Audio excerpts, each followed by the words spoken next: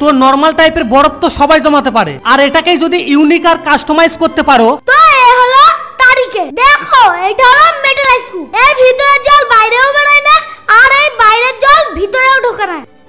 দেখলে তো জলটা খল খল খল খল করছে।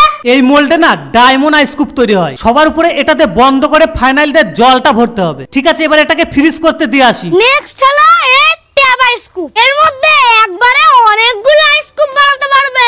সিম্পল, এর মধ্যে জল ঢালো, যা মুটকিটাকে আটকিয়ে চলো ফ্রিজে দিয়ে আসি। দেখো আমাদের সব আইস কিউব জমে গেছে। এ দেখো এটা হলো ডায়মন্ড আইস কিউব। ও কত সুন্দর হয়েছে। এবার ডিঙ্কের মধ্যে দিয়ে এনজয় করতে পারো। আইস তৈরি হয়ে গেছে, টেনে খুলতে হবে। ও বাবা কত আইস হয়েছে। বরফগুলো ডিঙ্কের মধ্যে দিয়ে এনজয় করো। মেটাল আইস কিউব ঠান্ডা হয়ে গেছে। উরি বাবা কি ঠান্ডা।